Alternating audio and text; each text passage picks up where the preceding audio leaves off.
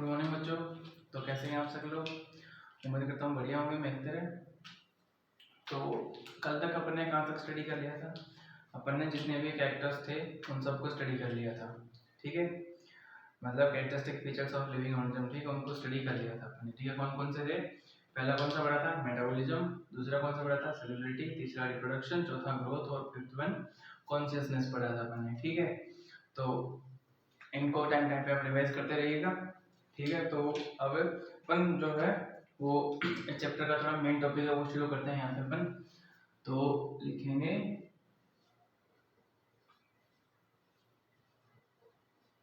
Diversity in living world, ठीक है। तो यहाँ से अपन आज शुरुआत करेंगे डाइवर्सिटी इन लिविंग वर्ल्ड, ठीक है। अपने आसपास अपने इकोसिस्टम, अपना क्लाइमेट है, अपना हैबिटेट है, ठीक है। उसके अराउंड मतलब कितने ऑर्गेनिज्म है, कितने प्लांट्स है, डिफरेंट टाइप्स ऑफ प्लांट्स है, डिफरेंट टाइप ऑफ ऑर्गेनिजम्स है। अगर हम एनिमल्स की बात करें, different type of animals, animals के अंदर ह्यूमन ले लीजिए, ठीक है। कैट आ जाएगा, डॉग आ जाएगा, रैट आ जाएगा, ठीक है। मतलब छोटे से लेकर के बड़े हुई एलिफेंट, जिराफ है, ठीक है। तो इतने टाइप्स की डाइवर्सिटी अपने पास में रहती है, ठीक है। और अगर प्लांट्स की बात करें तो प्लांट्स के अंदर क्या छोटे हर भी आते हैं, फिर छोटे उससे बड़े शर्प भी आते हैं, ठीक है। उसके बाद में ट्री भी आते हैं, ठीक है। तो ऐसे करके अपन इसको कैरेक्टराइज कर सकते हैं। तो इसी को अपन बोलते हैं डाइवर्सिटी, या फिर अपन बोल सकते हैं बायोडाइवर्सिटी, ठीक है। तो अगर इसकी अपन डेफिनेशन देखें तो इसके अंदर आ जाएगा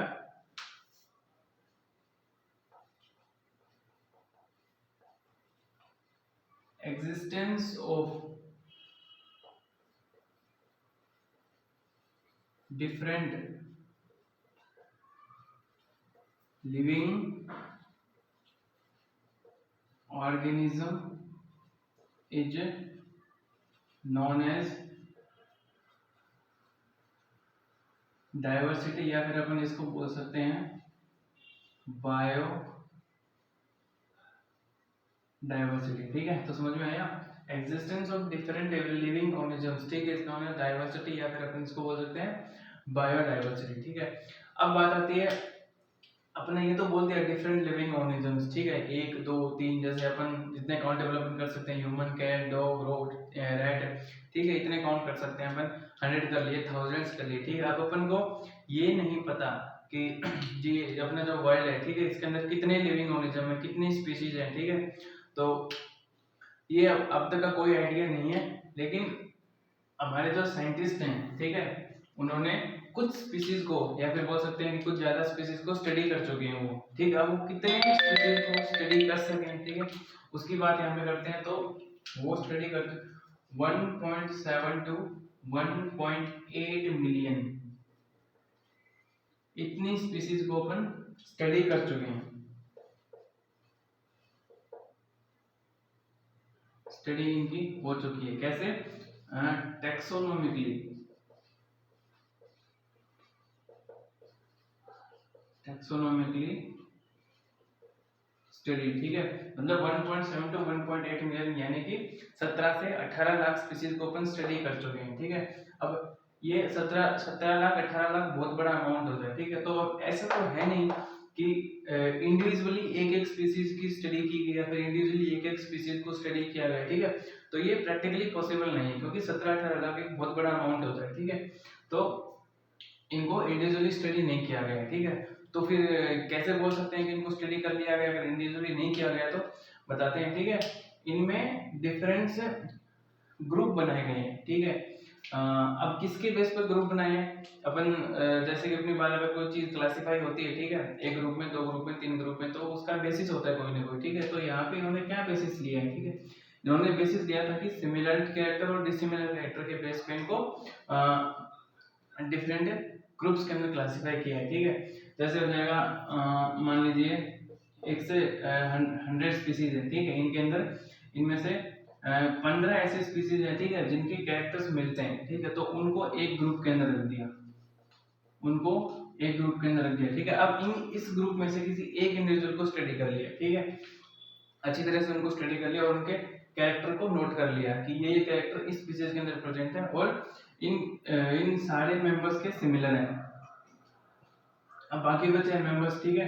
अब मान लीजिए 25 मेंबर्स हैं, ठीक है, उनके अलग कैरेक्टर्स हैं, ठीक है। मान लीजिए किसी के 3 पेयर ऑफ लेग्स हैं, ठीक है, इसके अंदर मान लीजिए किसी के 2 पेयर ऑफ लेग्स हैं, ठीक है। तो ऐसे करके इन 25 मेंबर के 2 पेयर ऑफ लेग है, इसके अंदर भाई 2 चैम्बर हर्ट है, या फिर इसके अंदर 3 चैम्बर हर्ट है, इसके अंदर 4 चैम्बर हर्ट है, ठीक है। तो ऐसे सिमिलर और इन दोनों के अंदर तो डिसिमिलर हो ही गया, ठीक है। अब ये 15 सिमिलर हो गए, ये 25 सिमिलर हो गए, ठीक है।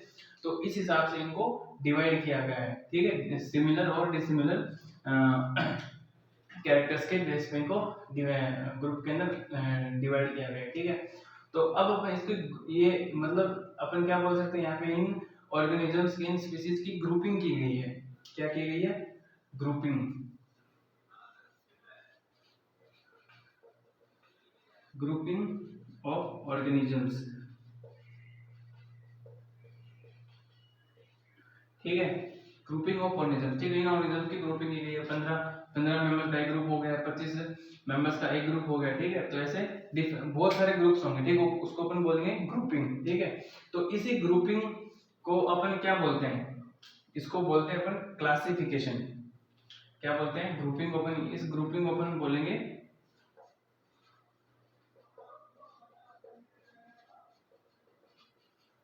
क्लासिफिकेशन, ठीक है। इसको अपन को याद रखना है, ठीक है। Grouping of organisms in different groups is known as classification, ठीक है। ये लाइन आपको याद रखनी है, grouping of organisms on the basis of similar और dissimilar characters is known as classification, ठीक है। अब उसके बाद में क्या, क्लासिफिकेशन एक बहुत बड़ी ब्रांच है, ठीक है। ऐसा तो है नहीं कि एक दो ही ग्रुप है अपने पास, 17-18 लाख स्पीसीज अपने पास, 1.7 to 1.8 मिलियन स्पीसीज है, ठीक है। तो पता नहीं इनके कितने ग्रुप होंगे, इनफाइनाइट ग्रुप होंगे कि लिमिटेड थाउजेंड्स लैक्स ग्रुप होंगे इसके अंदर, ठीक है। तो क्लासिफिकेशन क्या, बहुत बड़ी ब्रांच है, ठीक है, जो किसके अंडर के अंदर आती है, इसको अपन अंडर में लेंगे टैक्सोनॉमी के, ठीक है। टैक्सोनॉमी के अंडर आता है क्लासिफिकेशन, फिर क्लासिफिकेशन क्या आता है, ग्रुपिंग को बोलते हैं अपन, ठीक है। उसके बाद में अगर अपन टैक्सोनॉमी की बात करें, ठीक है, तो टैक्सोनॉमी भी बहुत बड़ी ब्रांच है, ठीक है। टैक्सोनॉमी क्लासिफिकेशन से भी बड़ी है, ठीक है। मतलब क्लासिफिकेशन इसके अंदर आता है, तो ये तो बेसिक बात है कि टैक्सोनॉमी बड़ी ब्रांच होगी, ठीक है। टैक्सोनॉमी से बड़ी है क्लासिफिकेशन, क्लासिफिकेशन अपन क्या बोलते हैं, ग्रुपिंग बोलते हैं, ठीक है। तो अब पूछेंगे कि अगर ये बड़ी ब्रांच है तो ये भी किसी के अंडर में आती होगी, जी हाँ, ये भी बिल्कुल किसी के अंडर में आती है, ठीक है। तो अगर टैक्सोनॉमी की बात करें तो टैक्सोनॉमी किसके अंडर में आएगी, ये अपने पास आएगी सिस्टमैटिक, सिस्टमैटिक अंडर में आएगी। अब सिस्टमैटिक क्या होता है वो अपन आगे देखेंगे, ठीक है। तो इतना समझ में आया। अब अपन देखते हैं टैक्सोनॉमी क्या होती है। क्लासिफिकेशन तो अपन को पता चल गया। क्लासिफिकेशन, क्लासिफिकेशन क्या हो जाएगा, grouping of organisms on the basis of similar and dissimilar characters is known as classification, ठीक है। उसके बाद में टैक्सोनॉमी की बात करते हैं, इसकी तो हो गई। अब इसकी बात करते हैं, टैक्सोनॉमी।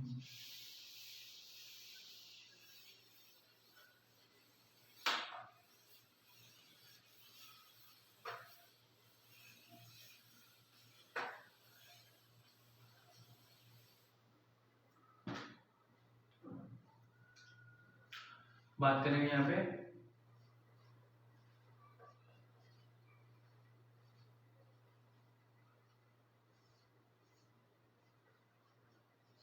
टैक्सोनॉमी की बात करें, ठीक है। टैक्सोनॉमी को डिफाइन कैसे करेंगे या फिर टैक्सोनॉमी क्या होती है, उन सब चीजों के बारे में अपन बात करेंगे, ठीक है। तो टैक्सोनॉमी के अंदर कई प्रिंसिपल आते हैं, कई प्रोसीजर्स आते हैं, ठीक है। उनको स्टडी करके उनके बिहाफ पे अपन किसी भी ऑर्गेनिज्म को कैटेगराइज करते हैं, ठीक है, कि ये इस कैटेगरी के अंदर जाएगा, ये ऑर्गेनिज्म इस कैटेगरी में जाएगा, ठीक है। तो इसकी सिंपल सी डेफिनेशन अगर अपन लिखे तो क्या जाएगा, principle and procedure by which an organism will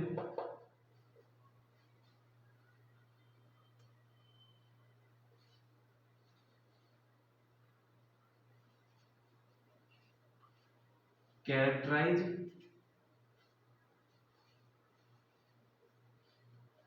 classify,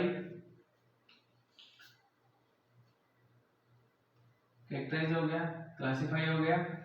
तो इसके अंदर अपन पढ़ेंगे 4 चीजें, ठीक है। 4 चीजें के अंदर क्या जाएगा,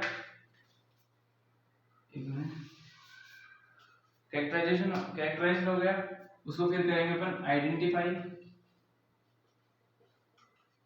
फिर अपने पास लिखेंगे क्लासिफिकेशन, क्लासिफाई करेंगे, और एंड के अंदर अपन उसको नेम देंगे।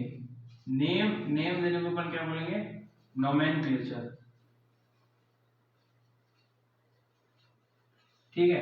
तो ये सिंपल सी डेफिनेशन टैक्सोनॉमी की, principle and procedure by which an organism will characterize, identify, classify and इसको नेम देंगे नोमेनक्लेचर, ठीक है। तो ये आपको याद रखना है, ठीक है, क्योंकि ये क्वेश्चन पूछा जाता है, ठीक है। टैक्सोनॉमी के अंडर में कौन सी चीजें आती हैं, ठीक है, इसका ये सीक्वेंस भी याद करना। पहला कैरेक्टराइज, दूसरा आइडेंटिफिकेशन, तीसरा क्लासिफिकेशन, और चौथा अपने पास हो जाएगा नोमेनक्लेचर, ठीक है। तो ये सीक्वेंस आपको याद होना चाहिए, कैरेक्टराइजेशन, आइडेंटिफिकेशन, क्लासिफिकेशन और नोमेनक्लेचर, ठीक है। अब अपन ने वहां पे क्या पढ़ा था, क्लासिफिकेशन। तो क्लासिफिकेशन किसके अंदर में है, टैक्सोनॉमी के अंदर में है। जैसे कि मैंने बताया था, क्लासिफिकेशन एक बहुत बड़ी ब्रांच है जो किसके अंदर में आती है, टैक्सोनॉमी के अंदर में आती है, ठीक है। तो यहाँ तक समझ में आया सबको। उसके बाद में अब अगर टैक्सोनॉमी की बात चली गई है तो एक चीज और बता देता हूँ आपको टैक्सोनॉमी में, कि टैक्सोनॉमी में तो वो कितने टाइप की होती है, या फिर अपनी एनसीईआरटी के अंदर कितने टाइप की टैक्सोनॉमी की बात करी हुई है, ठीक है। तो इसकी बात करूं मैं तो अपने एनसीईआरटी के अंदर 2 टाइप की टैक्सोनॉमी है, ठीक है। एक आ जाएगी अपने पास में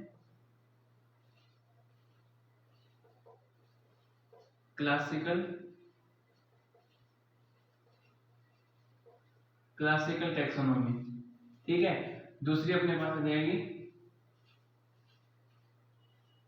मॉडर्न टैक्सोनॉमी। 2 टाइप की टैक्सोनॉमी के बारे में अपन बात करेंगे, ठीक है। जो एनसीईआरटी के अंदर अपन को कुछ थोड़ा सा इसका डिस्क्रिप्शन दे रखा है, ठीक है। क्लासिकल टैक्सोनॉमी आ जाएगा, मॉडर्न टैक्सोनॉमी आ जाएगा, ठीक है। अब अपन बात करें कि इनको किस बेसिस पे क्लासिफाई किया गया है, ठीक है। तो अगर डिवाइड हुआ है तो वेन क्लास इनका बेसिस रहा होगा, ठीक है। 2 के अंदर इसको डिवाइड किया टैक्सोनॉमी को, ठीक है। तो इसके अंदर कौन से कैरेक्टर लिए गए, इसके अंदर कौन से कैरेक्टर लिए गए, ठीक है। तो उसकी बात करेंगे अपन, ठीक है। जो क्लासिकल टैक्सोनॉमी, ठीक है, क्लासिकल टैक्सोनॉमी किसके बेस पे, या फिर इसको जो इसके अंदर कैरेक्टर लिए गए, ठीक है, उसकी बात करेंगे अपन। उसके इसके अंदर सिर्फ एक ही कैरेक्टर को इंक्लूड किया गया था, मॉर्फोलॉजिकल,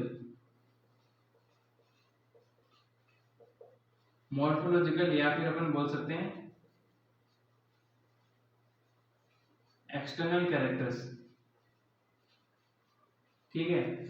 ऑर्गेनिज्म के एक्सटर्नल कैरेक्टर या फिर मॉर्फोलॉजिकल कैरेक्टर के बेसिस पे उनको क्लासिफाई किया गया, ठीक है। उसको अपन क्या बोलेंगे, क्लासिकल टैक्सोनॉमी, ठीक है। ये ध्यान में रखना, याद होना चाहिए कि क्लासिकल टैक्सोनॉमी किसके बेस पे थी, एक्सटर्नल कैरेक्टर के बेस पे या फिर मॉर्फोलॉजिकल कैरेक्टर्स के बेस पे थी। अगर अपन बात करें मॉडर्न टैक्सोनॉमी की, ठीक है, तो मॉडर्न टैक्सोनॉमी किसके बेस पे थी, इसका भी जरूर कोई ना कोई बेसिस रहा होगा, ठीक है। तो इसमें कौन कौन से कैरेक्टर इंक्लूड किए गए थे, ठीक है, इसके अंदर क्या क्या इंक्लूड किया था उसकी बात अपन करते हैं, ठीक है। तो पहला अपने पास आ जाएगा मॉर्फोलॉजिकल, या फिर बोल सकते हैं अपन एक्सटर्नल। दूसरा अपने पास में आ जाएगा इंटरनल,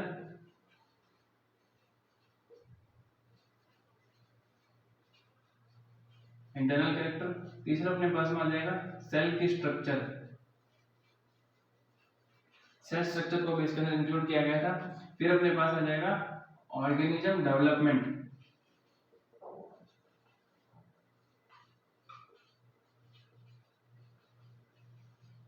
उसकी मतलब जब वो जो रैंक फेज से एडल्ट फेज तक जाता है, ठीक है, तो उसके अंदर डेवलपमेंट आ जाएगा, ठीक है। एक लास्ट कैरेक्टर इसके अंदर आ जाएगा इकोलॉजिकल रिलेशनशिप,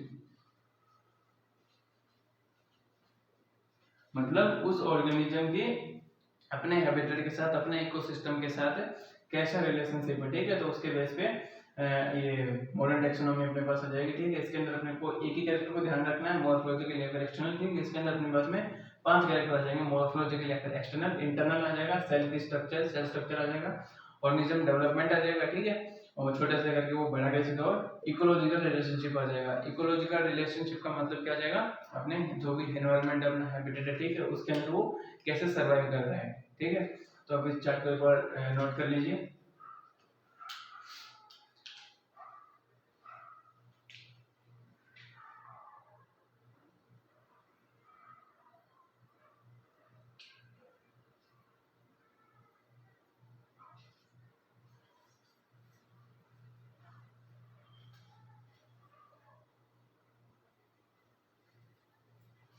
ठीक है बच्चों, हो गया नोट?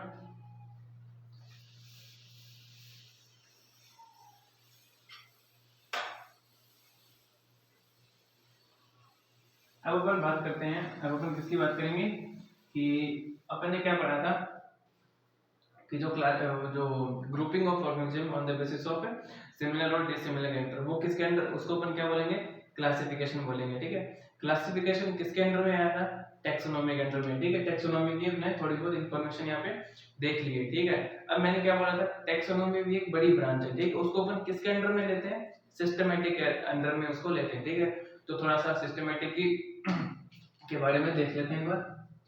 तो वर्ड था अपने पास में सिस्टमैटिक। ठीक है, अब सिस्टमैटिक वर्ड कहाँ से आया और इसका मतलब क्या है। ठीक है, तो उससे पहले मैं आपको बताना चाहता हूँ एक बात है कि जो father of taxonomy, father of taxonomy कौन थे, लीनियस। लीनियस थे। ठीक है, इनको ध्यान में रखिएगा। ठीक है, अब इस फादर ऑफ टैक्सोनॉमी सिस्टमैटिक का क्या रिलेशन है वो मैं बताता हूँ आपको। ठीक है, सिस्टमैटिक, सिस्टमैटिक वर्ड कहाँ से आया, सिस्टमैटिक का मतलब क्या होता है। ठीक है, तो जो सिस्टमैटिक है, सिस्टमैटिक है, ठीक है, ये एक वर्ड से बना है। क्या वर्ड आ जाएगा वो,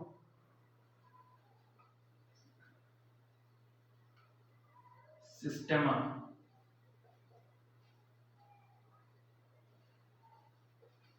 सिस्टमा वर्ड आ जाएगा। ठीक है, अब सिस्टमा वर्ड कहाँ से आया, सिस्टमा वर्ड आया, ये जो लीनियस थे इन्होंने एक बुक लिखी थी जिसका नाम था सिस्टमा नेचुरा। सिस्टमा नेचुरा था। ठीक है, ये बुक किसने लिखी थी, लीनियस ने। लीनियस ने ये बुक लिखी थी। ठीक है, अब इसका मतलब क्या होता है सिस्टमा का, सिस्टमा का मतलब अपने पास हो जाएगा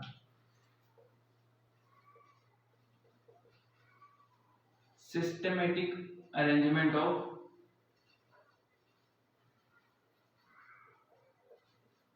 ऑर्गेनिजम्स।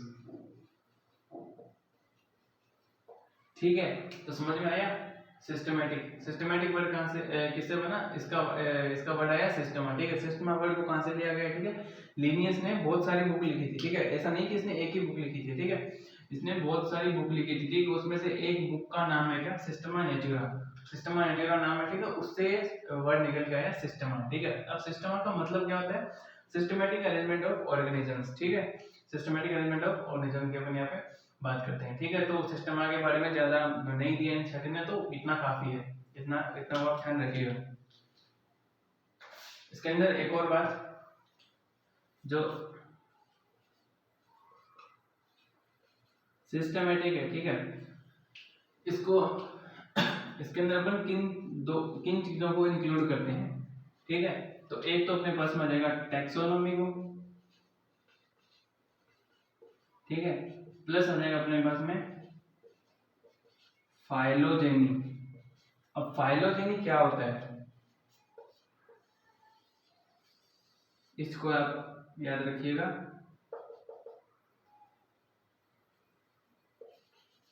ठीक है, सिस्टमैटिक एवं सिस्टमा के अंदर अपन किन दो चीजों को इंक्लूड करते हैं, दो टर्म्स को इंक्लूड करते हैं, टैक्सोनॉमी हो जाएगा और अपने पास हो जाएगा फाइलोजेनी। ठीक है, तो फाइलोजेनी का मतलब क्या हो जाएगा, यहाँ पे टैक्सोनॉमी अपन ने पढ़ लिया।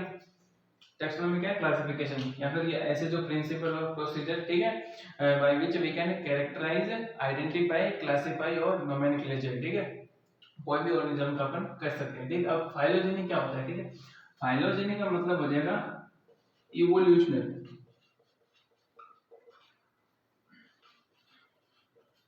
Evolutionary relationship. ठीक है, इसको भी ध्यान में रखेंगे, ठीक है। फाइलोजेनी का मतलब क्या जाएगा, इवोल्यूशनरी रिलेशनशिप, ठीक है। अब क्लासिफिकेशन के अंदर या फिर क्लासिफिकेशन के अंदर कहीं भी अगर फाइलोजेनिक रिलेशनशिप या फिर अपन बोल सकते हैं इवोल्यूशनरी रिलेशनशिप अगर इंक्लूड हो जाता है, ठीक है, तो उसका बेस बहुत ज्यादा स्ट्रांग हो जाता है, ठीक है। मतलब उस ग्रुप के जितने मेंबर होते हैं अगर वो सेम फाइलोजेनी से हैं, सेम इवोल्यूशनरी रिलेशनशिप में हैं, ठीक है, तो मतलब ये हो जाता है कि वो उनका ओरिजिन सबका सेम है, समझ में आया, उनका ओरिजिन सबका सेम है, मतलब वो एक ही यूनिट से डिवाइड हुए हैं, ठीक है, मतलब उनके एंसेस्टर बिल्कुल सेम है। तो इसका मतलब ये हो जाएगा यहाँ पे, तो यहाँ पे सिस्टम खत्म हुआ,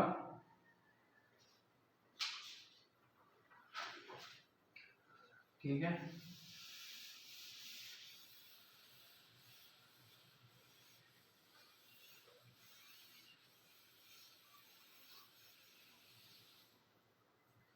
तो क्लासिफिकेशन हो गया इनका, ठीक है, और आइडेंटिफिकेशन वगैरह, कैरेक्टराइज हो गया, उसके कौन कौन से कैरेक्टर है वो अपन ने देख लिए, मतलब देख तो क्या लिए, मतलब उसके अंदर कौन कौन से प्रिंसिपल थे, वो 4 प्रिंसिपल थे। पहला कैरेक्टराइजेशन हो गया, दूसरा क्लासिफिकेशन, तीसरा identification, then classification, then nomenclature आ जाएगा, ठीक है। तो अपन बात करते हैं यहाँ पे नोमेनक्लेचर की, ठीक है, कि कोई भी स्पीसीज है, कोई भी ऑर्गेनिज्म है, ठीक है, तो उसको अपन किस नाम से बुला सकते हैं, ठीक है, और कैसे बुला सकते हैं, तो उसके ऊपर अपन बात करेंगे यहाँ पे। तो मैं लिख देता हूँ यहाँ,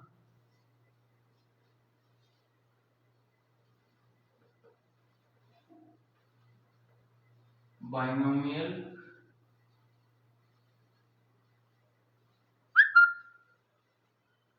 नोमेनक्लेचर, ठीक है। अब बाइनोमियल का मतलब क्या है मैं बताऊंगा आपको, नोमेनक्लेचर का तो आपको पता ही है, ठीक है, किसी भी ऑर्गेनिज्म किसी भी स्पीसीज का अपन नेम जनरेट करते हैं, फिर नाम रखते हैं, ठीक है, तो उसको अपन बोलेंगे नोमेनक्लेचर। अब बाइनोमियल नोमेनक्लेचर क्या है, ठीक है, बाइनोमियल, अब इसके अंदर क्या दो वर्ड्स आ जाएंगे, ये दो वर्ड से मिलके बना है, एक तो अपने पास आ जाएगा बाई, फिर एक आ जाएगा नोमियल, ठीक है। तो बाई का मतलब आ जाएगा अपने पास में दो, टू, नोमियल मतलब नेम, ठीक है, टू नेम से मिलके एक वर्ड बनेगा, ठीक है, इसका मतलब हो जाएगा बाइनोमियल नोमेनक्लेचर, मतलब हो जाएगा टू नेम, ठीक है, या फिर अपन बोल सकते हैं टू वर्ड से एक नाम बनेगा, एक ऑर्गेनिज्म का, एक स्पीसीज का नाम बनेगा, ठीक है, इसको अपन ऐसे आइडेंटिफाई करेंगे, ठीक है। अब मान लीजिए कोई भी स्पीसीज है, ठीक है, अपने मान लिया कि ये ए स्पीसीज है, ठीक है, ये एक हैबिटेट के अंदर प्रेजेंट है, मान लीजिए यहीं पे प्रेजेंट है, कोई भी स्पीसीज है, ठीक है, तो इस स्पीसीज के अपन दो टाइप के नाम होते हैं, हर स्पीसीज के दो टाइप के नाम होंगे, ठीक है। अब वो नाम कौन कौन से होंगे, एक तो वो नाम होगा जो वहाँ की लोकल लैंग्वेज के अंदर होगा, ठीक है, दूसरा हो जाएगा साइंटिफिक लैंग्वेज के अंदर होगा, ठीक है, लोकल नेम, ठीक है, लोकल नेम या फिर अपन उसको बोल सकते हैं वर्नाक्युलर नेम, ठीक है। तो इसके जो नेम, इसका जो नेम होगा वो अपन दो कैटेगरी के अंदर कंसीडर इसको कर सकते हैं। पहला आ जाएगा लोकल नेम,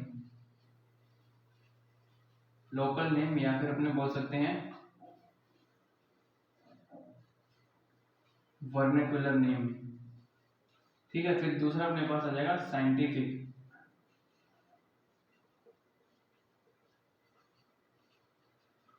साइंटिफिक नेम, ठीक है। अगर वो स्पीसीज प्लांट है तो अपन उसको बोलेंगे बॉटनिकल नेम, और अगर वो स्पीसीज कोई एनिमल है तो अपन उसको बोलेंगे जूलॉजिकल नेम, ठीक है। और कॉमनली अपन बोल सकते हैं साइंटिफिक नेम, ठीक है, वो नाम ऐसे नाम तो साइंटिस्ट के द्वारा दिए जाते हैं, ठीक है। तो ये हो गया अपने पास में, ठीक है। अब अपन बात करें चलिए ठीक है, इसके बारे में थोड़ा सा देख लेते हैं, बाइनोमियल नोमेनक्लेचर के बारे में, ठीक है। बाइनोमियल नोमेनक्लेचर के बारे में क्या देखेंगे कि ये किसने दिया था, बाई कैरोलस लीनियस, ठीक है। पहली लाइन तो अपने को ये याद रखना है, ठीक है, ये पूछ सकते हैं, ठीक है, binomial nomenclature is given by, या फिर बाइनोमियल नोमेनक्लेचर किसने दिया था, ठीक है, तो किसने दिया था, कैरोलस लीनियस ने दिया था, ठीक है।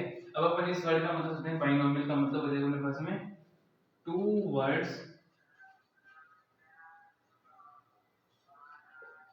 वन नेम, ठीक है, मतलब एक ही नाम होगा, उसके अंदर दो वर्ड्स होंगे, और वो ये दोनों मिलकर एक नेम बनाएंगे, और वो नेम किसका होगा, कोई भी पर्टिकुलर स्पीसीज का होगा, ठीक है। तो अपन इसको एक अच्छे से एग्जांपल लेके समझाता हूँ मैं आपको। इसको थोड़ा सा ऊपर लिख देता हूँ।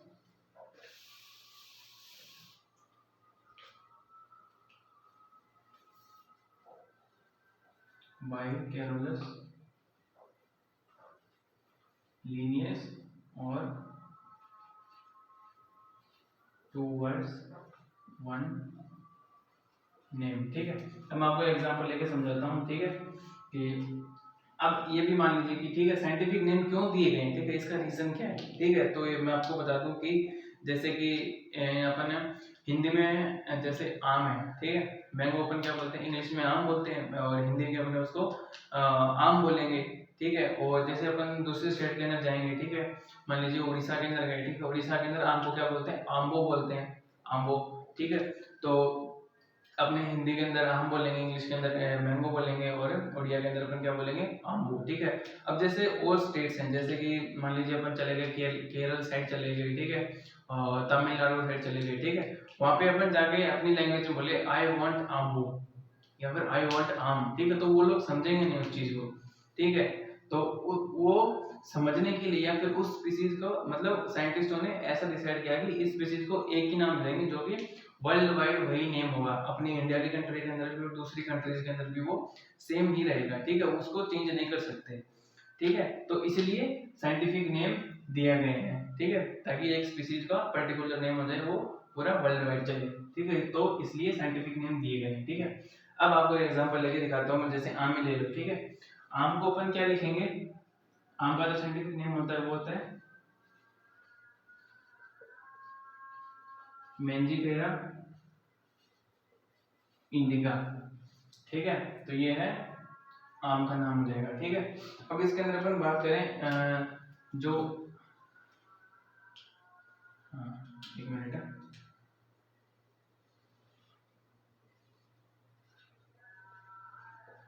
ठीक है, तो ये आम का पूरा नाम हो गया यहाँ पे। ठीक है, अब अगर अपन बात करें, ठीक है, तो ये मैंजीफेरा क्या है, ये इंडिका क्या है, ये लिन क्या है। ठीक है, तो मैं आपको बताता हूँ। ठीक है, जो मैंजीफेरा जो फर्स्ट वर्ड होगा, ठीक है, वो डिनोट करेगा जीनस को। ठीक है, ठीक है, जो मैंजीफेरा होगा वो डिनोट करेगा किसको, जीनस को। ठीक है, और जो सेकंड वर्ड होगा, ठीक है, ये डिनोट करेगा किसको, स्पेसिफिक एपिथेट को, या फिर अपन बोल सकते हैं स्पीसीज को। ये जीनस को डिनोट करेगा, मतलब ये आम का जीनस हो जाएगा, और ये अपने पास हो जाएगी उसकी स्पीसीज, स्पीसी हो जाएगा। ठीक है, आम के अंदर बहुत सारी वैरायटी होती है, बहुत सारी स्पीसीज होती है। ठीक है, जंगल आम हो गए, ठीक है, जैसे तोतापुरी आम हो गया। ठीक है, उसी प्रकार से इसका आ जाएगा, उसमें इंडिका आ जाएगा। ठीक है, मैंजीफेरा इंडिका। ठीक है, अब अपन दूसरे इसकी बात करें, तो जब भी अपन साइंटिफिक नेम को लिखेंगे, किसी भी स्पीसीज के साइंटिफिक नेम को लिखेंगे, ठीक है, तो उसका जो जीनस का वर्ड है, ठीक है, जो फर्स्ट वर्ड है, ठीक है, ये हमेशा कैपिटल वर्ड में, कैपिटल अल्फाबेट के अंदर होगा। ठीक है, स्टार्ट विद कैपिटल अल्फाबेट। ठीक है, और स्पीसीज का जो भी फर्स्ट वर्ड है, ठीक है, वो किससे शुरू होगा, किससे शुरू होगा, ये होगा स्मॉल लेटर से। ठीक है, स्टार्ट विद स्मॉल लेटर या फिर स्मॉल अल्फाबेट से वो शुरू होगा यहाँ पे।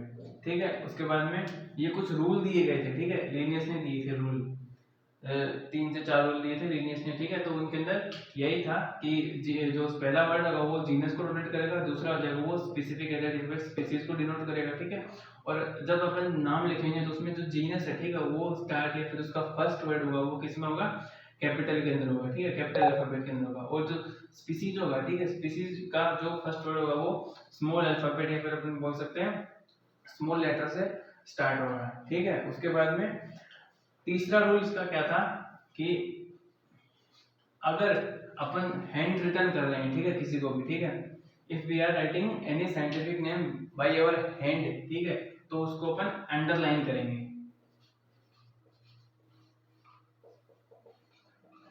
ठीक है, अंडरलाइन करेंगे। ठीक है, ये इंपॉर्टेंट है।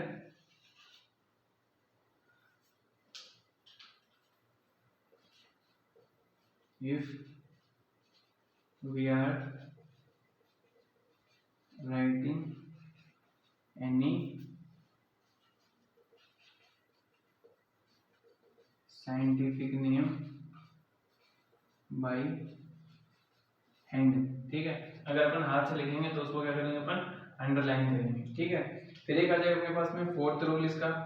फोर्थ रूल इसने क्या दिया था कि अगर इनको अपन प्रिंट करेंगे, ठीक है, कंप्यूटर से प्रिंट करेंगे, ठीक है, तो ये जो नाम है जीनस और स्पीसीज का जो नाम है, ठीक है, वो इटैलिक्स के अंदर प्रिंट होगा। किसके अंदर प्रिंट होगा? इटैलिक्स के अंदर। इटैलिक्स का मतलब तो पता ही होता है, ठीक है, वो थोड़े से टेढ़े अल्फाबेट्स होंगे, ठीक है।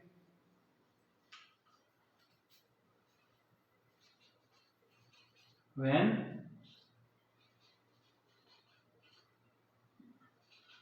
name will be printed,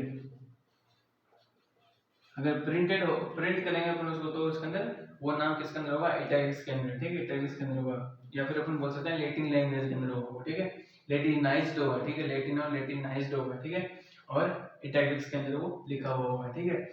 अब इन बातों की मैंने इसकी जीनस की होगी, स्पेसिफिक एथेक्स की होगी, ठीक है। अब अपन बात करते हैं ये लास्ट वाला वर्ड क्या है, ठीक है, लिन।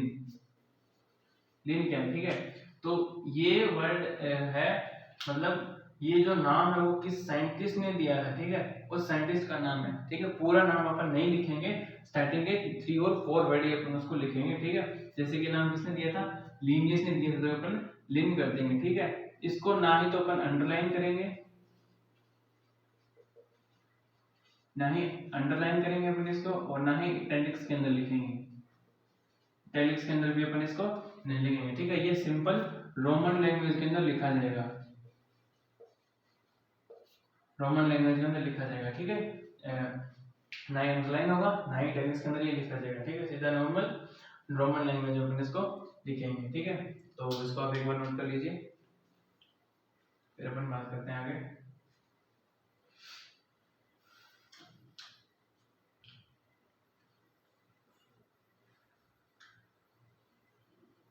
इसके अंदर अगर मैं एक बात और ऐड करूं कि लीनियस ने बता दिया, ठीक है, कि मतलब साइंटिस्ट जो दोनों को कोई भी स्पीशीज का साइंटिफिक नेम होगा, ठीक है, उसने रूल बता दिया कि ऐसे ऐसे लिखा जाएगा, ठीक है। ये 4 रूल दे दिए उसने। अगर लिखे हैंड रिटन करेंगे तो अंडरलाइन, ठीक है, प्रिंट करेंगे तो इटैलिक्स के अंदर जो ये 4 रूल दिए, ठीक है। उसके बाद में चलो ठीक है, लीनियस ने कुछ स्पीशीज के नाम दे भी दिए, 1 के दे दिए, 2 के दे दिए, 5 के दे दिए, 10 के दे दिए, ठीक है। अब ऐसा तो है नहीं कि अब अपन ने जब स्टार्टिंग में पढ़ा था कि कितनी स्पीशीज डिस्कवर हो चुकी है, तो 17 से 18 लाख या फिर 1.7 टू 1.8 मिलियन स्पीशीज डिस्कवर हो चुकी है, ठीक है। तो ये तो पॉसिबल था नहीं कि लीनियस है वो सबके नाम दे दे, 17 लाख स्पीशीज, 18 लाख स्पीशीज के सबके नाम दे दे, ये साइंटिफिक नेम लिख दे, ठीक है। तो ये चीज पॉसिबल नहीं थी। तो उसके बाद क्या हुआ, साइंटिस्ट की कमेटी ने यूनियंस बनाए, ठीक है, इंटरनेशनल यूनियंस बनाए, ठीक है। वो इंटरनेशनल यूनियन कौन से थे मैं आपको बताता हूँ। इन्होंने यूनियन बताए, एक तो था ICBN, ठीक है। दूसरा यूनियन इन्होंने बनाया ICZN, ठीक है। ये आपको याद होना चाहिए, पूछा जाता है, इनकी फुल फॉर्म पूछी जाती है, ठीक है। तो इसका फुल फॉर्म क्या जाएगा मेरे पास में? इंटरनेशनल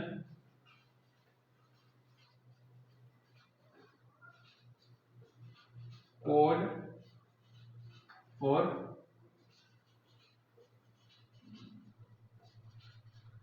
बोटेनिकल नोमेनक्लेचर, ठीक है। भाई अगर इसकी बात करूं तो international code for zoological nomenclature, समझ में आया? तो ये दोनों आपको चीजों को याद रखना है, ठीक है, कि भाई लिनियस ने तो रूल दे दिए। अब ये पॉसिबल नहीं था कि सबके नाम ये दे दे, तो इन्होंने कमेटी बना दी, इन्होंने रूल दे दिया कि इस रूल के अकॉर्डिंग आप साइंटिफिक नेम दे सकते हैं, ठीक है। तो उस हिसाब से प्लांट्स के लिए अलग कमेटी बनी, ठीक है, प्लांट्स के लिए अलग कमेटी बनी और एनिमल्स के लिए अलग कमेटी बनाई इंटरनेशनल लेवल पे, ठीक है। तो उसका नाम हो जाएगा ICBN हो जाएगा, ICZN हो जाएगा, ठीक है। अब अगर इसको डेराइव करें तो क्या हो जाएगा? International code for botanical nomenclature, international code for zoological nomenclature, ठीक है। तो इसको नोट करिएगा।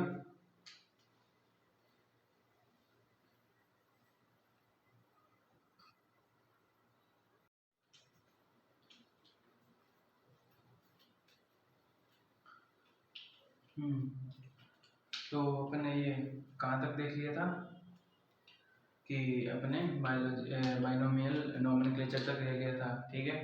कैसे वो उन्होंने मतलब दो ऑर्गेनाइजेशंस बनाई जिनका नाम अपन बोल सकते हैं ICPN हो गया, ICZN हो गया, ठीक है। बॉटनिकल नोमेनक्लेचर के लिए अलग हो गया, जूलॉजिकल नोमेनक्लेचर के लिए अलग हो गया, ठीक है। तो यहाँ तक अपना खत्म हुआ किसका, ये binomial nomenclature by Carolus Linnaeus, ठीक है। उसके बाद में कुछ दो टर्म्स हैं, ठीक है, उनके बीच में काफ़ी कंफ्यूजन होती है, ठीक है। तो उनको अपन पहले समझते हैं। तो अभी हम देखते हैं वो टर्म्स क्या है। एक आ जाएगा अपने पास में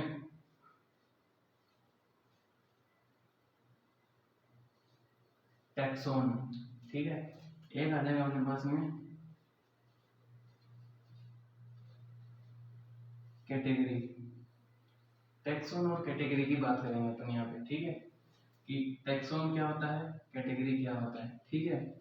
तो टैक्सोन की अगर मैं सिंपल लैंग्वेज में इसका डेफिनेशन दूं तो इसका डेफिनेशन हो जाएगा, मैं समझाऊंगा आपको, एनी रैंक या लेवल ऑफ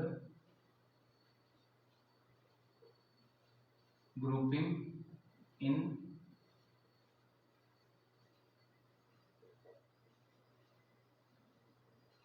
ऑर्गेनाइजेशन, ठीक है। एनी रैंक या फिर any level of grouping in organization, in any organization हो जाएगा, ठीक है। तो इसका मतलब क्या है, ठीक है। जैसे अपन ने क्लासिफिकेशन किया था, ठीक है, क्लासिफिकेशन किया, क्लासिफिकेशन के अंदर अपन ने क्या किया था, ग्रुप्स बनाए थे, ठीक है। क्लासिफिकेशन में अपने ग्रुप्स बनाए थे। कैसे ग्रुप बनाए थे, बेस्ड ऑन सिमिलरिटीज और डिसिमिलरिटीज के बेस पे, ठीक है। डिफरेंट टाइप्स के ग्रुप्स बनाए थे। अब वो जो सिंगल ग्रुप है उस ग्रुप को अपन बोलेंगे टैक्सोन, ठीक है। एनी रैंक या फिर एनी लेवल, ठीक है, कोई भी ग्रुप है, मान लीजिए अपने 100 ग्रुप बने, ठीक है। 100 ग्रुप के अंदर जो 50th ग्रुप है, ठीक है, उसको अपन बोलेंगे टैक्सोन। जो 15th ग्रुप है उसको अपन बोलेंगे टैक्सोन, ठीक है। जो 60 नंबर पे है, 70 नंबर पे है, ठीक है, उसको अपन बोलेंगे टैक्सोन, ठीक है। तो ग्रुपिंग का मतलब एनी लेवल या फिर एनी रैंक ऑफ ऑर्गेनाइजेशन, ठीक है। जितने भी ग्रुप्स हैं उसके अंदर कोई भी ग्रुप उठा के लीजिए, एनी लेवल एनी रैंक, और किसी भी ऑर्गेनाइजेशन के अंदर जो ग्रुपिंग की हुई है पर्टिकुलर ग्रुप को अपन बोलेंगे टैक्सोन, ठीक है। और जो टैक्सोन वर्ड है, ठीक है, टैक्सोन वर्ड है अपने पास में है सिंगुलर, सिंगुलर है, ठीक है। अगर इसका अपन प्लूरल देखेंगे तो क्या आ जाएगा, टैक्सा आ जाएगा, इसका प्लूरल मीनिंग आ जाएगा, ठीक है। टैक्सा अपन बोलेंगे प्लूरल, टैक्सोन होगा सिंगुलर। अगर इसको एक से ज्यादा ग्रुप है अपन तो क्या बोलेंगे अपन, टैक्सा। टैक्सा क्या आ जाएगा, प्लूरल आ जाएगा, ठीक है। उसके बाद में अपन इसका दूसरा पॉइंट देखें टैक्सोन का, तो इसके अंदर क्या आ जाएगा, यूनिट ऑफ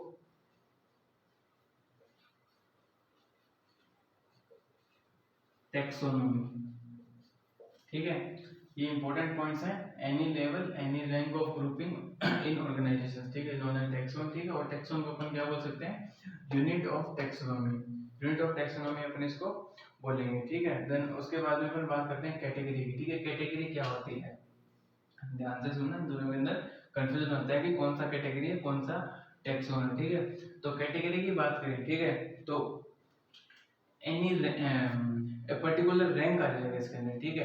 टैक्सोनॉमिकल मतलब कि जैसे मैं आपको समझाऊं कि वो ग्रुप्स जो कि किसी टैक्सोनॉमिकल हायरार्की के अंदर इंक्लूड होते हैं उनको अपन बोलेंगे कैटेगरी, या फिर वो टैक्सोन, ठीक है, जो किसी हायरार्की के अंदर इंक्लूड होते हैं उनको अपन बोलेंगे कैटेगरी, ठीक है।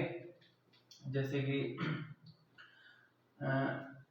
ठीक है, ये हो गया अपने पास में टैक्सोन, हो गया कैटेगरी। अब मैं टैक्सोन क्या था, एनी ग्रुप, मतलब कोई भी ग्रुप हो। और कैटेगरी किसको बोलेंगे अपन, ठीक है, कोई भी एक हायरार्की के अंदर पर्टिकुलर कोई ग्रुप होगा तो उसको अपन बोलेंगे कैटेगरी, ठीक है। कोई पर्टिकुलर ग्रुप है तो उसको अपन बोलेंगे कैटेगरी, ठीक है। इनको समझाने के लिए कैटेगरी, इसको समझाने के लिए मैं आपको एक एग्जांपल देता हूँ। जैसे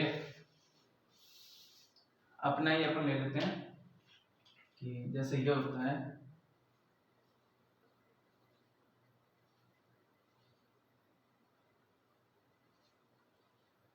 किंगडम हो गया, इसका याद करने का शॉर्ट फॉर्म है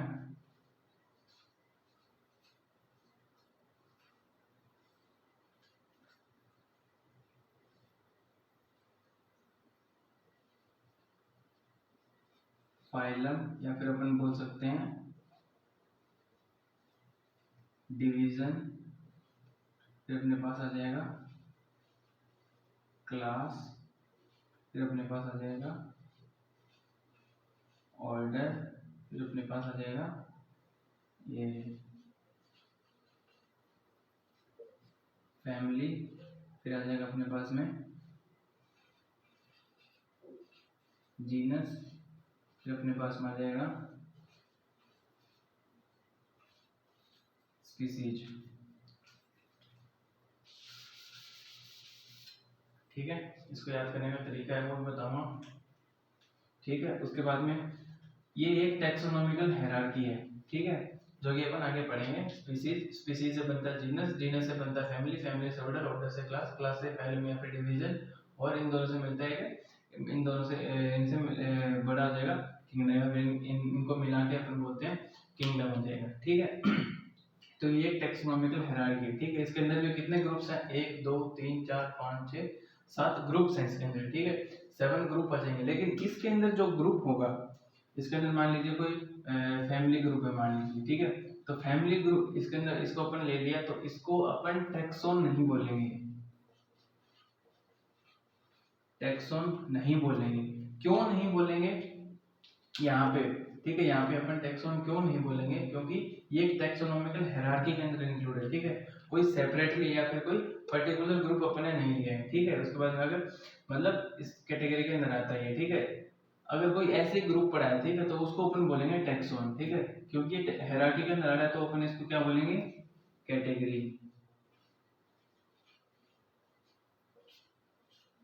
ठीक है, यहाँ पे अपन उसका टैक्सोन वर्ड का यूज नहीं कर सकते हैं इसके अंदर।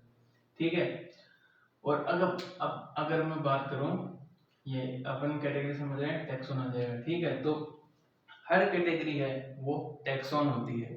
ठीक है, हर कैटेगरी क्या होती है, टैक्सोन। ठीक है, अगर इस बात की मैं बात करूं तो ये बात बिल्कुल सही है। ठीक है, क्यों सही है मैं समझाऊंगा आपको।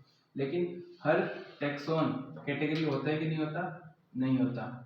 ठीक है, क्यों नहीं होता अब मैं बताता हूँ आपको। ठीक है, हर जो कैटेगरी है वो टैक्सोन होती है। क्यों होती है? क्योंकि अपन ने क्या पढ़ा था, एनी रैंक या एनी लेवल। ठीक है, एनी रैंक या एनी लेवल मतलब कोई तो ग्रुप है ही है। ठीक है, माना कि इसके अंदर ये हायरार्की के अंदर नहीं आता, लेकिन इसके अंदर क्या वर्ड इंक्लूडेड है, एनी।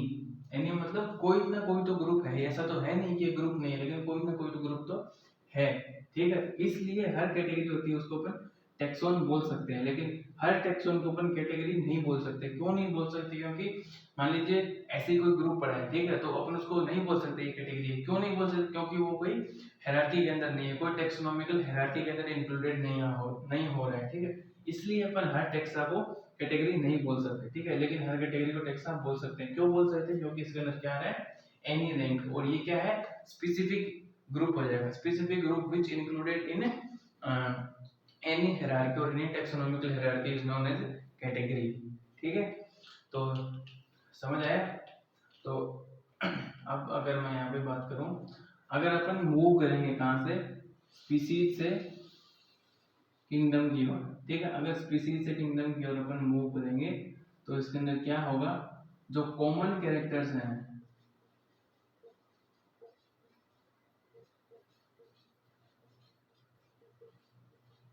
कॉमन कैरेक्टर्स वो क्या होंगे, डिक्रीज होंगे इसके अंदर।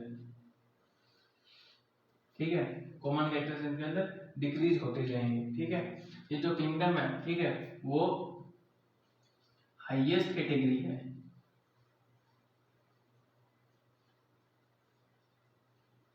Highest category. ठीक है, और जो स्पीसीज है वो अपने पास आ जाएगा लोवेस्ट कैटेगरी।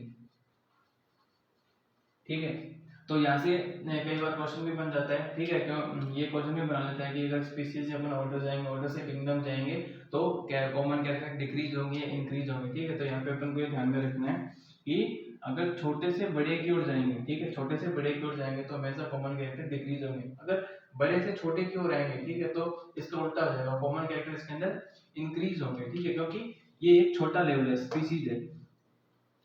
स्पीसीज का मतलब क्या हो जाएगा कि एक ही स्पीसीज है, उसकी पॉपुलेशन है। ठीक है, और जीनस के अंदर क्या आ जाएगा, फिर दो पॉपुलेशन आ जाएगा, फिर दो ग्रुप्स एक साथ इंक्लूड हो जाएंगे, ठीक है। ग्रुप्स ऑफ स्पीसीज अपन क्या बोलेंगे, जीनस, ठीक है, क्योंकि जीनस किससे मिलकर बनाता है, स्पीसीज से, ठीक है। Group of related species is known as genus आ जाएगा, ठीक है। अब अगर फैमिली की बात करें तो फैमिली के अंदर क्या होगा, group of related genus, group of related genus is known as family आ जाएगा, ठीक है। तो जैसे जैसे अपन आगे चलते जाएंगे कॉमन कैरेक्टर्स डिक्रीज होते जाएंगे इसके अंदर, ठीक है। फैमिली जीनस भी अलग अलग आ जाएंगे, ठीक है, और स्पीसीज तो सिंगल रहेगा, ठीक है, और जीनस एक स्पीसीज तो सिंगल, एक स्पीसीज एक, ठीक है। अगर उसके दूसरे के साथ कंपेयर करेंगे तो ऑब्वियसली उसके अंदर भी डिफरेंस होगा, ठीक है, लेकिन वहां पे कॉमन कैरेक्टर्स ज्यादा होंगे, ठीक है। जीनस के अंदर क्या आ जाएगा, स्पीसीज, डिफरेंट स्पीसीज से मिलकर के जीनस बनता है, ठीक है। तो मतलब वहां कॉमन कैरेक्टर्स हैं स्पीसीज के अंदर हैं, लेकिन उसमें भी डिसिमिलरिटीज हैं, ठीक है। तो जीनस का जगह इससे मिलकर बना है, तो डिसिमिलरिटीज और डिसिमिलरिटीज मतलब इंक्रीज होती जाएंगी उसके अंदर, ठीक है। फैमिली और स्पीसीज के अंदर अगर इन फैमिली और स्पीसीज के अंदर अगर अपन कंपेयर करें कि कॉमन कैरेक्टर कहाँ पे ज्यादा होंगे, तो वो स्पीसीज के अंदर ज्यादा होंगे, फैमिली के अंदर कम होंगे। वैसे ही अगर अपन बात करें फैमिली के अंदर और क्लास के अंदर, ठीक है, तो कॉमन कैरेक्टर ज्यादा कहाँ पे होंगे, फैमिली के अंदर होंगे कंपेरेटिव टू क्लास, क्योंकि क्लास किससे बना है, क्लास ऑर्डर से बना है, group of related order is known as class. Order किससे बना है, group of related family is known as order, ठीक है। ठीक है, तो समझ में आया। एक बात यहाँ पे और ध्यान में रखेंगे कि फाइलम अपन किसके लिए लेते हैं और डिवीजन अपन किसके लिए यूज में लेते हैं, ठीक है। तो जहाँ पे डिवीजन आएगा, डिवीजन किसके लिए यूज में करते हैं, प्लांट के लिए यूज करते हैं डिवीजन, ठीक है। और जहाँ फाइलम है, फाइलम मतलब अपन यूज करेंगे एनिमल के लिए, एनिमल के लिए अपन यूज करेंगे, ठीक है। किंगडम हो गया, ठीक है। फाइलम अगर वर्ड जहाँ पे दिखे तो वो एनिमल के लिए यूज होगा, डिवीजन अगर बात करें तो वो प्लांट के लिए यूज होगा, ठीक है। एक बार इसको थोड़ा सा ध्यान में रखेंगे और इसको एक बार नोट कर ले, बाद में अपन वन बाय वन इनकी स्टडी करेंगे।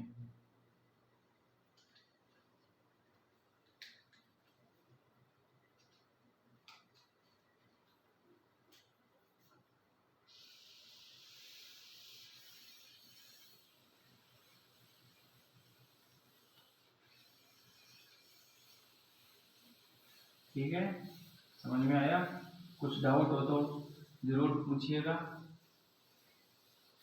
समझाने के लिए पढ़ा रहे हैं, ठीक है। तो अब सबसे पहले अपन बात करते हैं लोएस्ट कैटेगरी चलेंगे,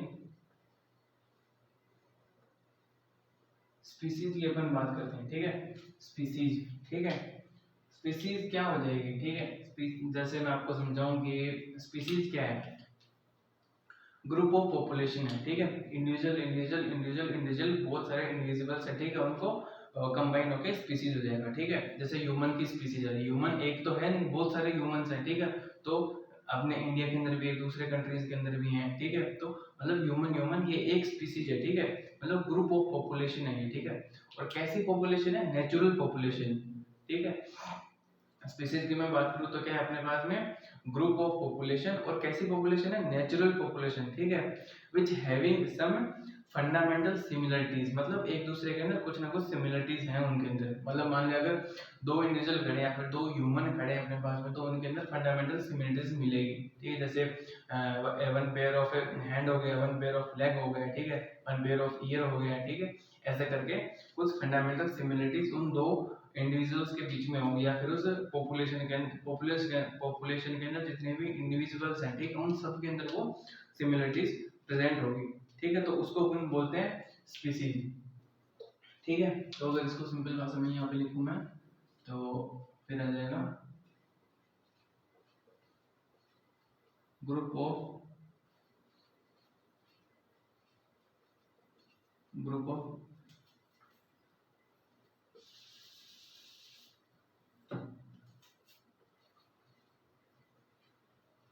natural population having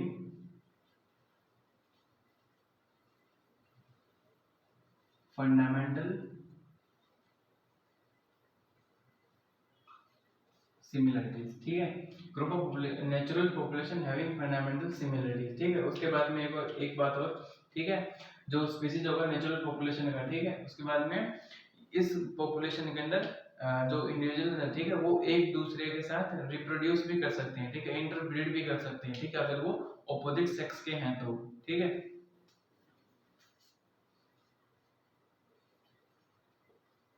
which can reproduce या फिर interbreed themselves, ठीक है। Group of natural population having fundamental similarities, उसके बाद में which can reproduce और interbreed between themselves, ठीक है, मतलब एक दूसरे के साथ वो इंटरब्रीड कर सकते हैं, इंटरकोर्स कर सकते हैं और ये इंटरब्रीड रिप्रोड्यूस कर सकते हैं, ठीक है, अगर वो ऑपोजिट सेक्स के हैं तो, ठीक है। तो ये तो बात हुई अपनी यहाँ तक की, ठीक है। देन उसके बाद में अपन एक और टर्म आती है यहाँ पे कि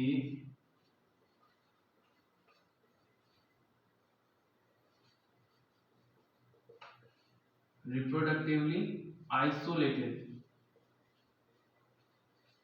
ठीक है। अब इसका मतलब क्या होगा रिप्रोडक्टिवली आइसोलेटेड, ठीक है। इसका एग्जांपल लेकर मैं आपको समझाता हूँ कि जैसे मान लीजिए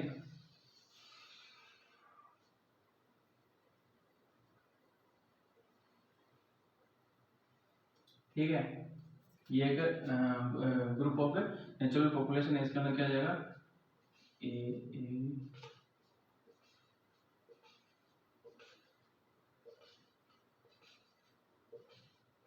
ठीक है। इसके अंदर दो पॉपुलेशन हैं, ठीक है, ए पॉपुलेशन आ जाएगा, बी पॉपुलेशन आ जाएगा, ठीक है। ए पॉपुलेशन और बी पॉपुलेशन मान लेते हैं यहाँ पर, इसके अंदर सिर्फ दो ही पॉपुलेशन अभी प्रेजेंट है, ए पॉपुलेशन आ जाएगा, बी पॉपुलेशन आ जाएगा, ठीक है। अब बात आएगी रिप्रोड्यूस करने की, इंटरब्रीड करने की, ठीक है। तो जो ए पॉपुलेशन है वो इंटरब्रीड करेगी किसके साथ, ए के साथ। जो बी पॉपुलेशन है वो इंटरब्रीड करेगी किसके साथ, बी पॉपुलेशन के साथ। अगर ये है, अगर एक मेल है एक फीमेल है तो, ठीक है, ये बात सही है, ठीक है। अगर ए है वो बी के साथ रिप्रोड्यूस अगर नहीं कर सकता, ठीक है, तो इसको बोलते हैं रिप्रोडक्टिवली आइसोलेटेड, ठीक है। मतलब A population is reproductively isolated from B population और B population is reproductively isolated from A population, ठीक है। मतलब कि एक पॉपुलेशन का इंडिविजुअल है वो अपनी ही पॉपुलेशन के दूसरे मेंबर के साथ में इंटरकोर्स कर सकता है, ठीक है, रिप्रोड्यूस कर सकता है, ठीक है।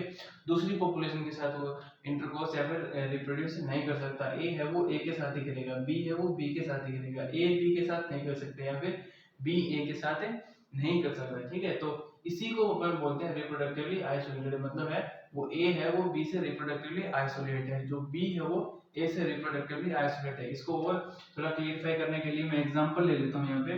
जैसे अपन ने ले लिया ह्यूमन एंड मान लीजिए डॉग, ठीक है।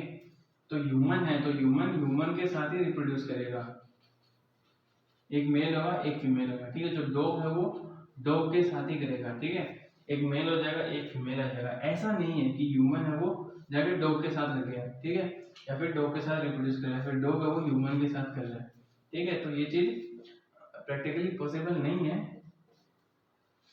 ठीक है। तो इसी को अपन बोलते हैं human is reproductively isolated from dog और dog is reproductively isolated from humans, ठीक है। यहाँ तक की बात हुई, ठीक है। अब एक टर्म आती है बायोस्पीसीज, जिसको अपन क्या बोलते हैं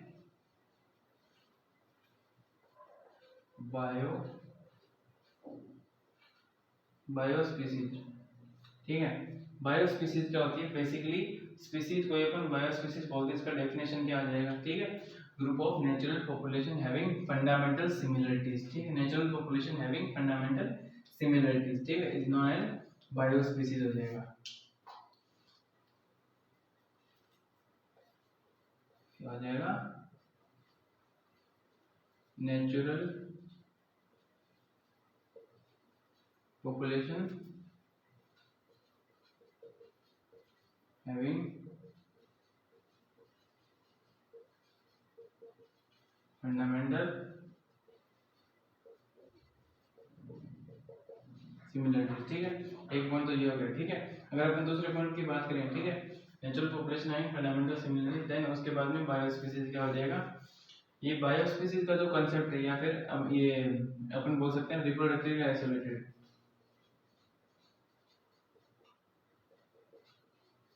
रिप्रोडक्टिवली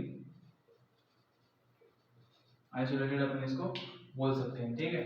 अब बायोस्पीसीज का जो कांसेप्ट है, या फिर अपन बोल सकते हैं रिप्रोडक्टिव आइसोलेटेड का जो कांसेप्ट है, वो किसने दिया था, ठीक है। Concept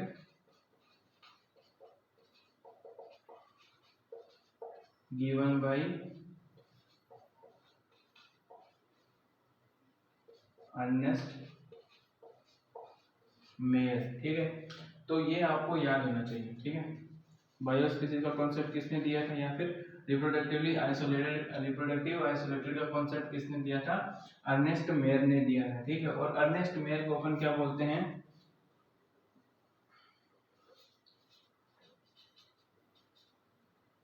Darwin of 20th century, ठीक है। तो ये चीज आपको याद होनी चाहिए, ठीक है। स्पीसीज हो जाएगा group of natural population having fundamental similarities can reproduce interpret themself, reproductively isolated A और बी, ये जैसे मैंने आपको समझाया अभी, ठीक है। फिर हो जाएगा बायोस्पीसीज, बायोस्पीसीज अपन किसको बोलते हैं, natural population having fundamental similarities. दूसरा हो जाएगा रिप्रोडक्टिवली आइसोलेट होगा वो, ठीक है।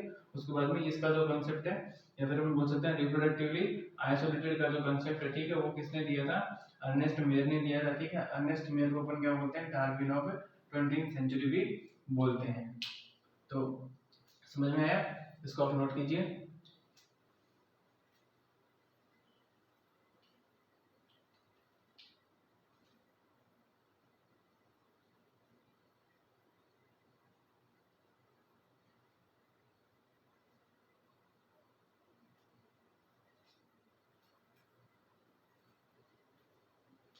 ठीक है, तो स्पीसीज पूरा हुआ। अगले टाइम की ओर चलते हैं अपन।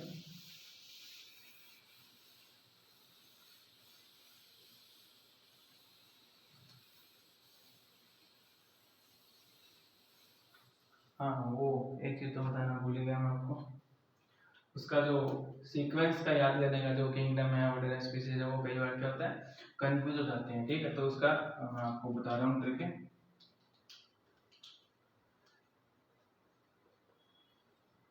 Kids put cat on fired gas stove, ठीक है। तो इस लाइन को याद कर लीजिए, kids put cat on fire gas stove. बच्चों ने क्या, बिल्ली को जले हुए स्टोव आग पे रख दिया, ठीक है। अब उस बिल्ली का क्या हुआ, क्या गर्म हुआ, क्या हुआ, वो आप जाने, ठीक है। तो इसका फर्स्ट वर्ड यहाँ से ले लीजिए, kingdom, phylum, class, order, family, genus और स्पीसीज, ठीक है। यहाँ जाएगा kids put cat on fire gas stove, ठीक है। उसके बाद में अपन ने किसकी बात कर ली, स्पीसीज की बात कर ली। अब अपन चलेंगे किसकी ओर, जीनस की ओर चलेंगे।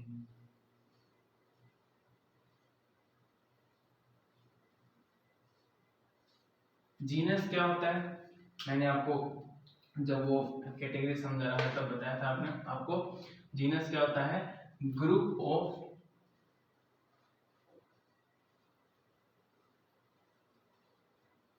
रिलेटेड स्पीसीज, ठीक है। ग्रुप ऑफ रिलेटेड स्पीसीज आ जाएगा इसमें, ठीक है। मतलब बहुत सारी स्पीसीज का ग्रुप होके वो क्या बनाएंगे, जीनस बनाएंगे, ठीक है। अब इसके अंदर ज्यादा कुछ समझने का नहीं है, याद करने का नहीं है, लेकिन इसमें याद करने का सिर्फ इतना ही, एनसीईआरटी ने जो दे रखा है अपन को वही याद रखना है, ठीक है। एनसीईआरटी ने कुछ एग्जांपल्स दे रखे हैं इसके अंदर, कि जैसे अपने पास हो गया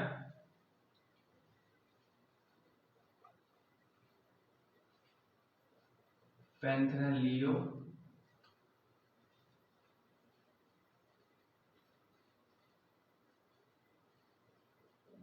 पैंथेरा टाइग्रिस, ठीक है।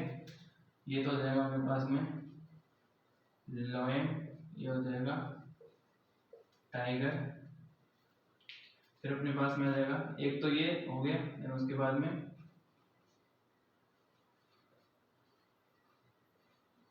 सोलेनम, ट्यूबेरोसम,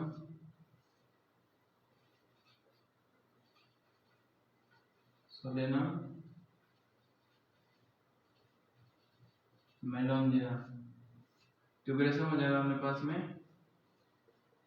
पोटैटो, मेलोंजिना अपने पास में हो जाएगा मैकोय। ठीक है, इनके अंदर एक एक और भी है, तो बस अपने को ध्यान में इसके अंदर मेन क्या रखना है। ठीक है, ये तो अपने पास पैंथेरा तो अपने पास हो गया जीनस, ये तो क्या हो गया जीनस। ठीक है, और जो लियो है वो अपने पास हो गया स्पीसीज। ठीक है, सिमिलर ऐसे ही पैंथेरा इसके अंदर भी जीनस हो गया, टाइग्रिस इसके अंदर स्पीसीज हो गया। ठीक है, इसके अंदर भी ऐसे ही सोलेनम है वो क्या है जीनस हो गया, और जो ट्यूबेरोसम है वो स्पीसीज हो गया। ठीक है, अब इन दोनों को क्या साथ में रखा, इन दोनों को साथ में रखा, पर इन दोनों को साथ में नहीं रखा, मतलब इस स्पीसीज को इस स्पीसीज को साथ में नहीं रखा। क्यों नहीं रखा वो बताता हूँ आपको। इन दोनों को साथ में क्यों रखा, क्योंकि इनके अंदर कैरेक्टर्स थे, कैरेक्टर वो सिमिलर है। लॉयन है, टाइगर, उसके अंदर सिमिलर कैरेक्टर्स अपन बोल सकते हैं, फंडामेंटल सिमिलरिटीज अपन बोल सकते हैं। ठीक है, पोटैटो और जो ये मैकॉय है, ठीक है, इसके अंदर अपन सिमिलरिटीज बोल सकते हैं। ठीक है, अब लॉयन और पोटैटो के अंदर क्या सिमिलरिटीज होगी, कोई सिमिलरिटी नहीं। ठीक है, तो इसलिए इनको अलग अलग जीनस के अंदर रखा गया, अलग अलग ग्रुप के अंदर रखा गया। समझ में आया, बस इतना ही, इनके अंदर ज्यादा कुछ नहीं है। ये एग्जाम्पल थोड़े से कंसेंट्रेशन में ध्यान में रखना।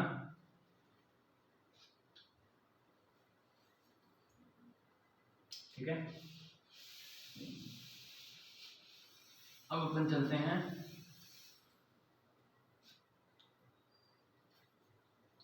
थर्ड पोर्शन पे। अपने पास क्या आ जाएगा, फैमिली।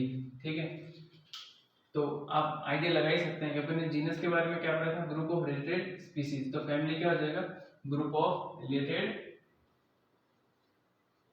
बोलो, ग्रुप ऑफ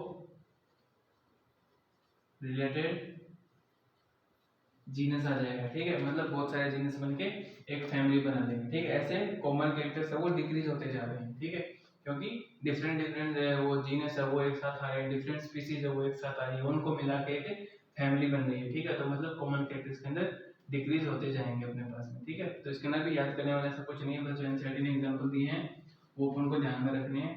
इधर अपन बात करते हैं इसके लिए फैमिली की, इधर अपन बात करते हैं जीनस की। तो फैमिली की हम बात करें तो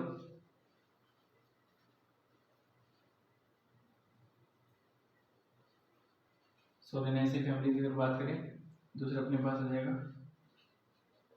फैलिडी फैमिली की अपन बात करें। ठीक है, फैलिडी के अंदर अपने पास में क्या आ जाएगा, कैट एग्जांपल आ जाएगा इसके अंदर। ठीक है, ये जीनस आ जाएगा इसका। ठीक है, सोलेनेसी के अंदर अपने पास में क्या आ जाएगा, पिटूनिया आ जाएगा, धतूरा आ जाएगा। ठीक है, ऐसे करके कुछ आ जाएगा इसके अंदर, नोट कर लें। इसके अंदर एक बात और ध्यान रखना है,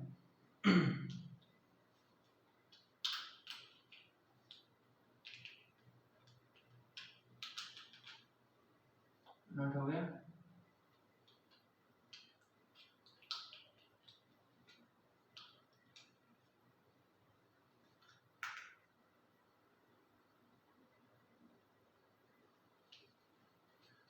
एक लाइन लिखता हूँ,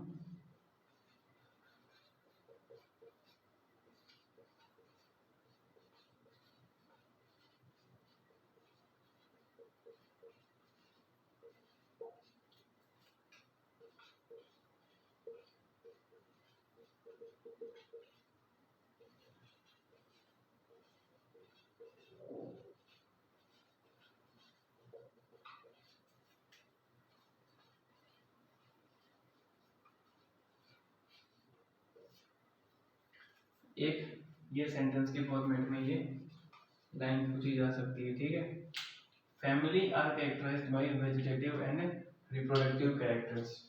ठीक है, इस लाइन को आपको ध्यान में रखना है, एनसीईआरटी की लाइन है, सीधी सीधी, ये बहुत बार आ चुकी है एग्जाम के अंदर। फैमिली आर कैरेक्टराइज्ड बाय, ये क्वेश्चन आ जाता है। ठीक है, तो characters bye vegetative and reproductive characters, note कर लीजिए।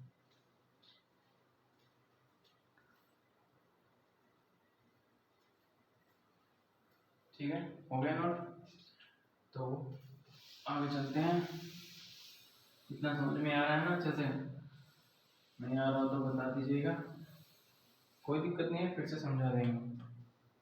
ठीक है, अपना क्या हो गया, स्पीसीज हो गया, जीनस हो गया, फैमिली हो गया। ठीक है, अब अपन बात करते हैं ऑर्डर की। ऑर्डर की अपन बात करते हैं। ठीक है, तो बेसिकली ऑर्डर क्या हो जाएगा, वही सिमिलर चलेगा इसके अंदर भी। क्या हो जाएगा, ग्रुप ऑफ रिलेटेड, क्या आ जाएगा, फैमिली।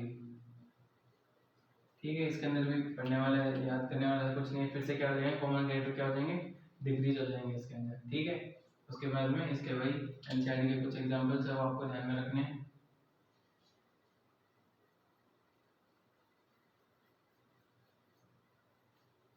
जैसे अपने पास आ जाएगा ऑर्डर और फैमिली आ जाएगा पास में,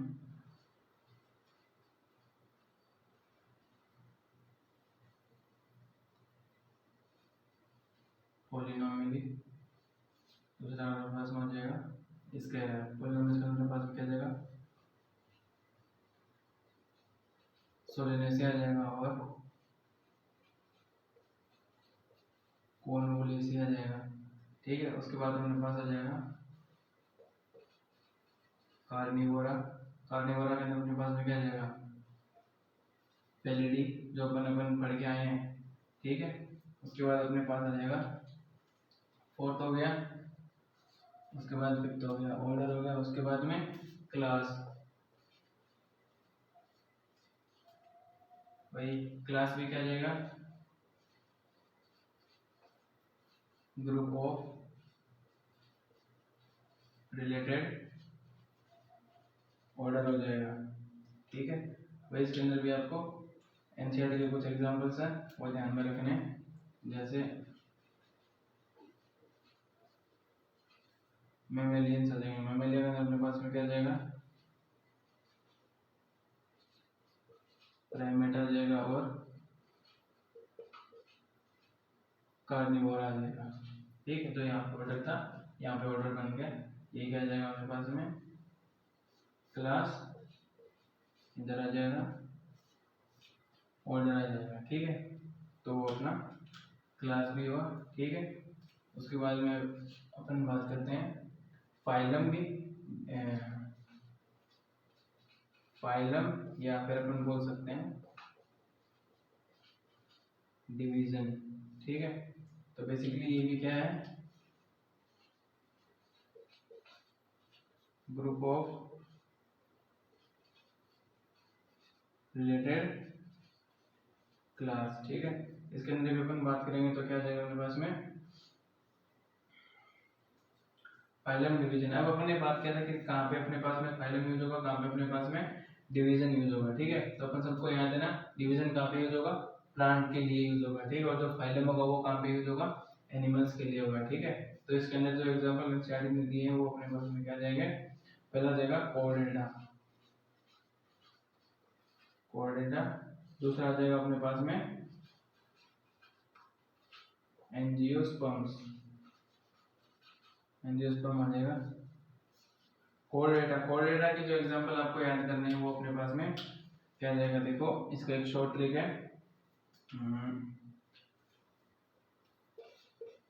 FARBM, RBM। ठीक है, मतलब हो जाएगा फिशेस, एम्फीबिया,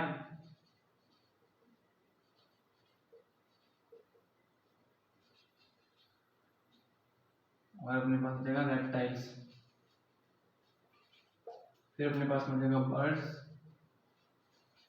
फिर आ जाएगा अपने पास में मैमेलिया। ठीक है, फिर आ जाएगा एंजियोस्पर्म। एंजियोस्पर्म में अपने पास क्या आ जाएगा, मोनोकोट, डाइकोट प्लांट, या फिर मोनोकोटिलिडनी, डाइकोटिलिडनी। ठीक है, ये क्लासेस आ जाएगा अपने पास में। ठीक है, उसके बाद में अपने पास बचा है क्या, एक लास्ट बचा है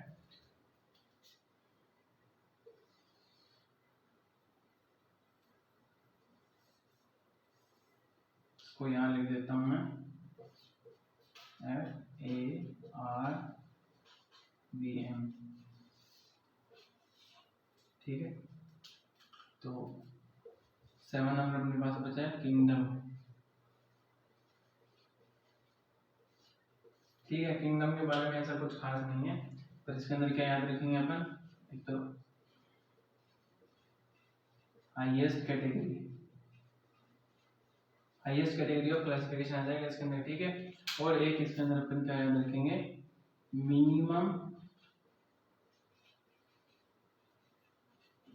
कॉमन या फिर फंडामेंटल कैरेक्टर, ठीक है। ये दो चीजें अपन को याद रखें अपने पास, हाईएस्ट कैटेगरी और अपने पास में क्या जाएगा मिनिमम कॉमन कैरेक्टर या फिर मिनिमम ये फंडामेंटल कैरेक्टर्स, ठीक है। तो ये अपनी हायरार्की पूरी हो गई है, इसको याद रखेंगे और इसको याद रखेंगे, ठीक है। तो यहाँ तक पूरा अपने का हायरार्की, ठीक है। अब इस चैप्टर के अंदर सिर्फ एक लास्ट पॉइंट बचा है, वो अपने पास क्या है, टेक्सोनॉमिकल एड्स, ठीक है। तो वो अपन करेंगे नेक्स्ट क्लास के अंदर, और उसके होने के बाद में, ठीक है, अपन लास्ट के अंदर देखेंगे कि इस कंप्लीट चैप्टर से किस पोर्शन से क्या क्या क्वेश्चन आए हैं, ठीक है, और कितने क्वेश्चन पूछे जाने की यहाँ से पॉसिबिलिटी रहती है, ठीक है। तो एक क्लास अपना किस पे होगा लास्ट के अंदर, इस चैप्टर से अभी तक पिछले 10-12 सालों के अंदर कितने क्वेश्चन पूछे गए हैं, ठीक है। तो इस पे अपन जब चैप्टर खत्म हो जाएगा उसके बाद एक वीडियो बनाएंगे इसके अंदर, ठीक है। बाकी मिलते हैं नेक्स्ट क्लास के अंदर, तब तक के लिए बाय।